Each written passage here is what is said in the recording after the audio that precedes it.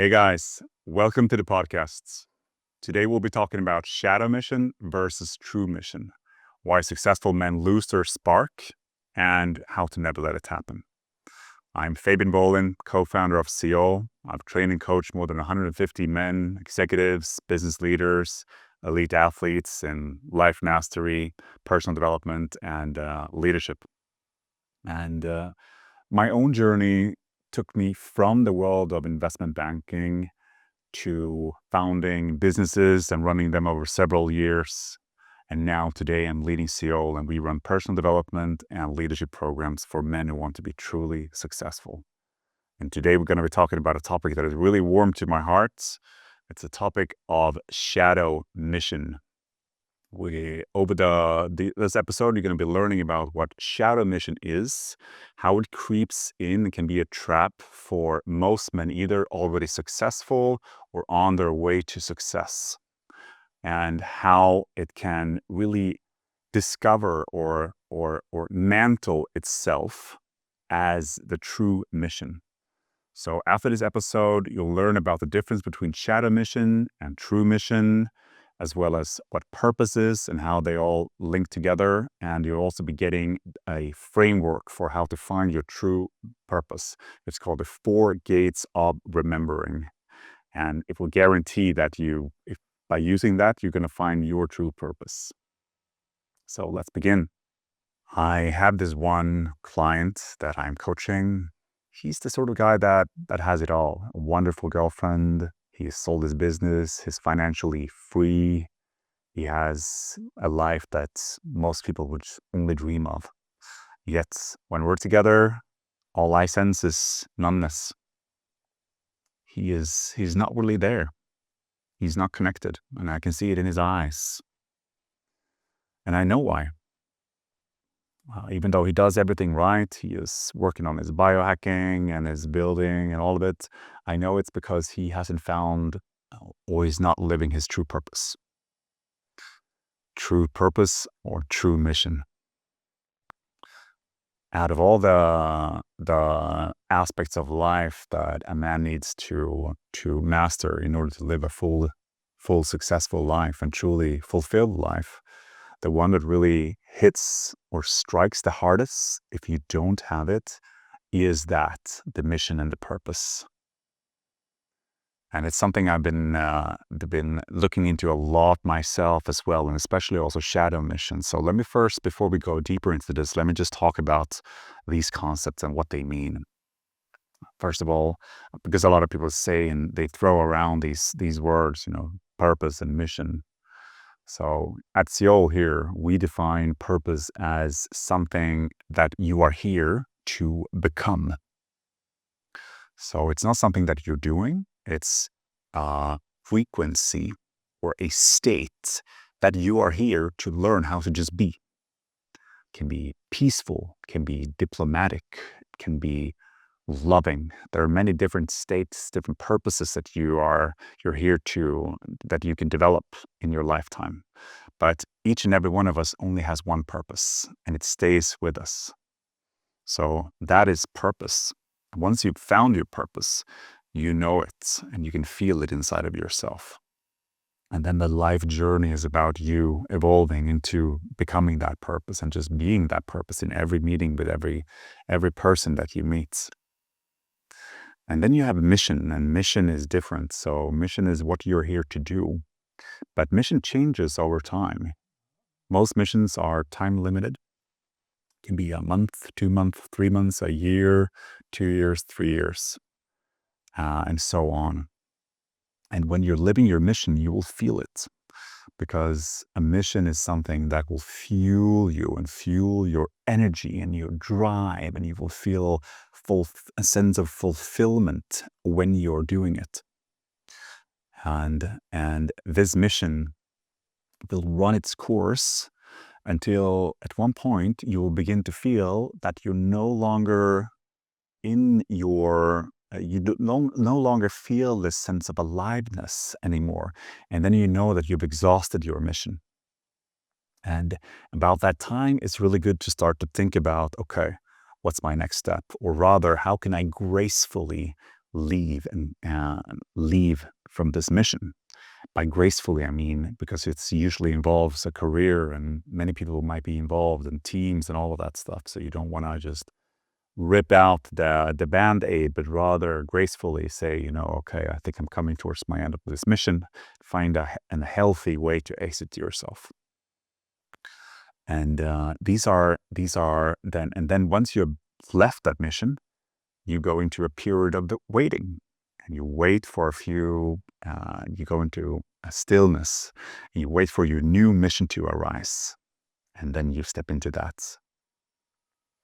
So that's the difference between purpose and mission. So purpose meaning what you are here to become over your lifetime, and mission is what you're here to do right now. A shadow mission is intimately linked to your mission in the way that it's connected and it's driving towards the same thing. Only the underlying motivation is different. It's usually rooted in fear, lack, and a need for external validation. I'm going to give you a couple of examples here for you to understand how this works. And I can take a few examples from my own life as well, and how I've been walking the shadow mission and mission. So let's take, for instance, an artist. Say you are a singer. Okay. So then your true mission is that you want to inspire people with your songs and your voice, for instance. You want to make people feel better, as an example. Your shadow mission might be that you want to be famous. You want to be a celebrity. You want to be adored by people. So both your shadow mission and your mission can drive you, and they lead to the same thing. Only if you and let's take a few more examples. So let's say you're a lawyer. A lawyer, your mission might be that you want to help people and create a just world, as an example. And then your shadow mission might be that you want to seem important, seem like a successful person, because being in law is successful. So you were chasing success. Let's take an entrepreneur. You take whatever good mission that the company you're founding is on, and then the shadow mission is that you want to seem successful. You want to make a quick exit and become a multi-billionaire. And you see how always the mission and the shadow mission, they work together. And this is really the key to understand. So the question isn't whether you are in your mission or you're in shadow mission, but rather how much are you leaning into each and every one, or leaning into them.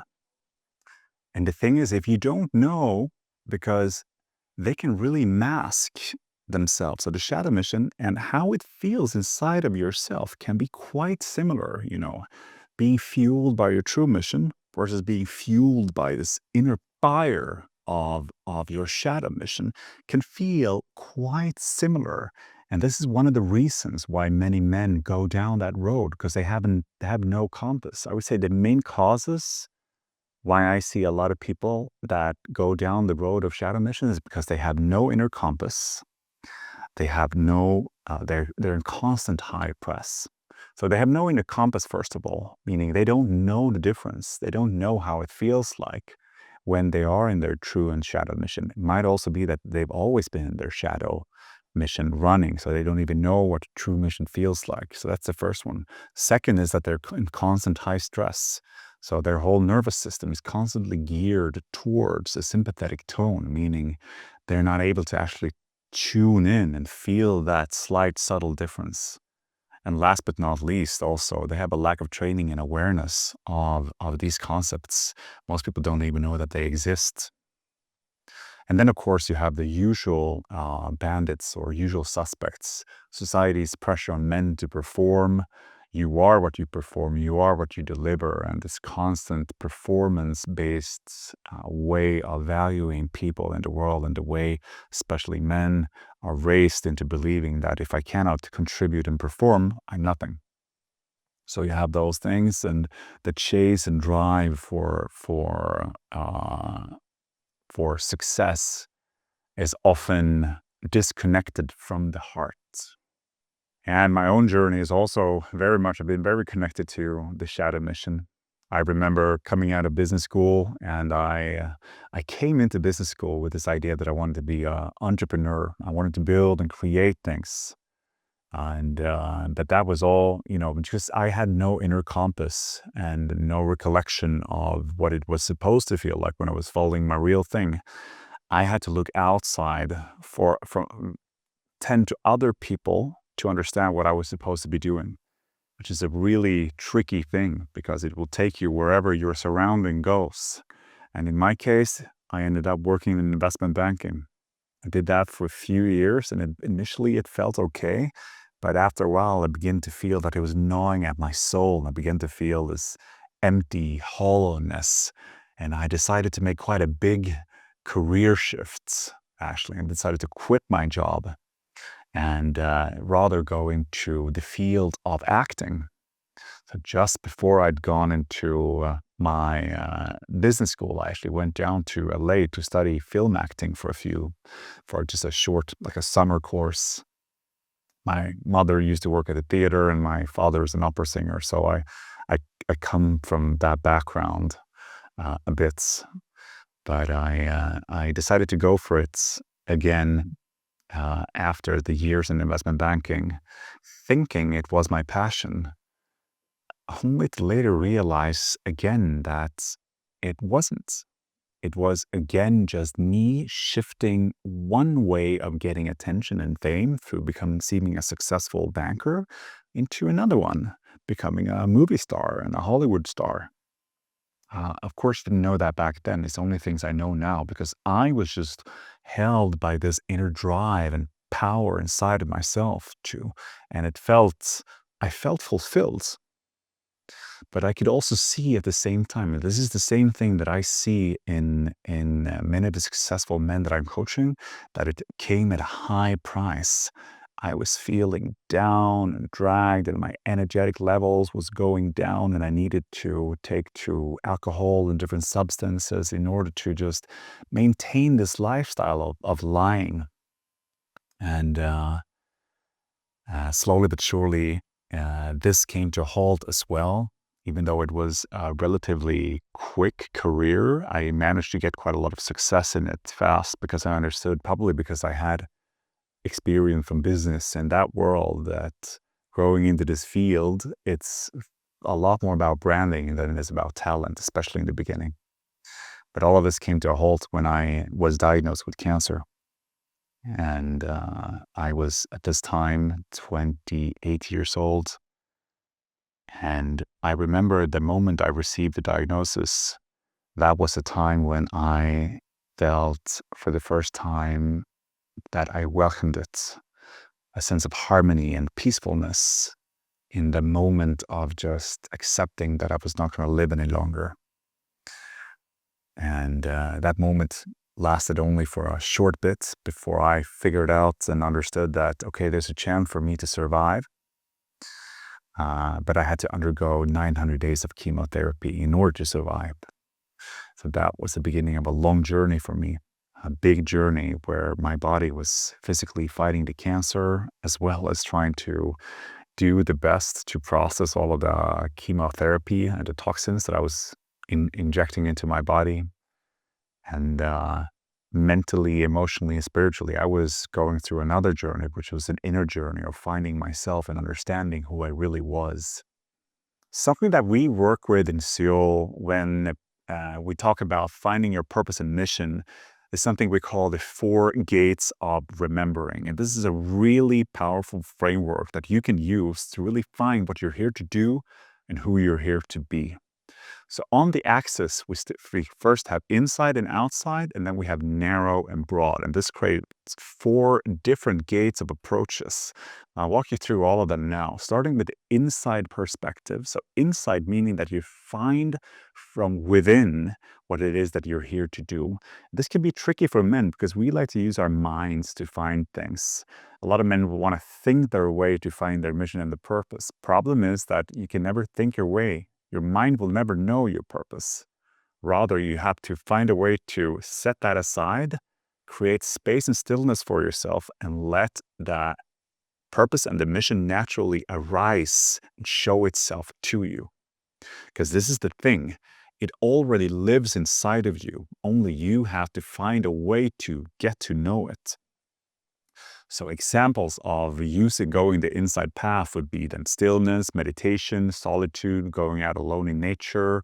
You can do a vision quest, which is you go out for 4 days and 4 nights and you fast or drink water only. And you can go and take a Vipassana retreat or a 10-day meditation retreat, silent retreats of different kinds, and also darkness retreats. And you can also use your own way of just exploring. What do you find? What are you passionate about? What do you love doing?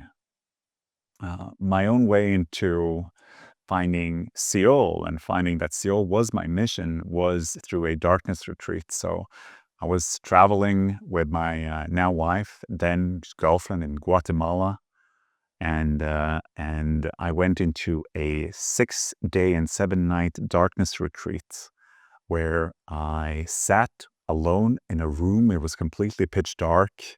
There was a bed, a meditation cushion, and a shower and a toilet. Other than that, there was nothing, and I couldn't see the hand in front of my face. And I was sat there, and you get food twice a day through a food box. So again, you never see the lights. And as I was sat there, I received a vision that I'm here to use my entrepreneurial knowledge that I have and bring that into the world of personal development and consciousness, which is still highly analog, and merge the 2 skills and also deliver it specifically for men, which is so powerful. So when I came out of that, I knew what to do. So that's the inside perspective. And then the outside perspective is that you use different frameworks and systems, and there's so many of them. You can use, Ikigai, Myers-Briggs test. I'm sure there are many different personality tests. You can use human design, gene keys, astrology. There are so many different systems that you can use, which will help you see what you're here to do and who you're here to be. You can also ask other people. Sometimes, quite often actually, the people around you know you better than yourself. Because you're stuck with all of the complexity of you versus a friend of yours. They will just see, well, you love doing that. Do that. And you're like, oh, okay. Yeah, I should do that. So those are the 2 perspectives, inside and outside. And then we have broad and narrow. And broad is, as it seems, is a broad approach. So if you look at broad outside, for instance, you look at all of them. You check them all, you read them all, you take a wide approach, and through that process, you build yourself an idea of what is it you're supposed to be doing. Narrow approach would be to choose one of the systems. Something that we talk about a lot, and that both me and Daniel, my co-founder, use a lot in our own lives, is gene keys and human design. So both of them are really powerful tools to help you understand and discover what you're here to do and who you're here to be. And then in the same way, if you go inside broad, that means that you go in, you might set an intention, like I'd love to discover who I'm here to be and what I'm here to do. Then you leave that question and you see what naturally arises. Use your curiosity, see what comes. You can journal open-ended and allow for what needs to arise through you. And then inside narrow is then when you really concentrate, you dedicate and go deep into focus on that specific thing. What am I here to do? What is my mission? What is my mission? What is my mission? So you see, 4 different gates and 4 different tools. Test them out and see whichever one works for you the best. And I highly, highly recommend trying this out for yourself. And this is the most powerful and potent way to go about finding your mission and reclaiming all of that energy that gets lost. So how do you know if you're walking your mission, like your true mission or your shadow mission? And this can get really tricky to understand because it's difficult. They can feel quite the same. Often there's more of like a craving hunger connected to your drive when you're driving your shadow mission and then when you're running your true mission. But the biggest difference between the two, I would say, is that running your shadow mission, letting that drive you, will ultimately eat away from your energy and draining you. And this is what I see in many of these successful men that I'm coaching. They are so drained. It's like their soul has been consumed and they have nothing left. They're just hollow. Versus when you're working with your mission, your true mission, you're fulfilled. And it's almost like the energy source is undepletable. I'll tell you a story of my own journey through my previous company. It was around cancer and mental health. I noticed when I was going through my cancer journey that not a single doctor asked me how I was feeling. And I was confused by that because it was very obvious that going through cancer was far much more than just a physical illness. It was also a mental health issue. Like many people go, I think 80% of patients are depressed, but there's no real system for helping patients to deal with that. So I built an app for it. I built a social app designed to help people share their stories and connect and come together. And also the way we financed it was to create these collaborative data, patient survey collaborations with healthcare and academia and research and so on and so forth. And I remember how much it filled me up as I was building it in the beginning. And I was so on fire. I could read emails and feedback from our members on the app, how they thanked what we were doing and how that has our product have helped them. I remember how I would cry of joy. And back then I was still in my my true mission. But as the years went on, especially towards the last few years, I began to feel that it was my time to leave and continue because I couldn't stay in the company because it was always connecting me back to my own cancer journey, and I felt that I needed to move on. But I refused to go because my ego didn't let me leave that company that had built up. And those last 2 years, I lost a lot of this excitement for helping others. I remember reading, I stopped engaging with the members. I couldn't feel anything at all. The only thing that drove me forward or gave me excitement was growth of the company and business success.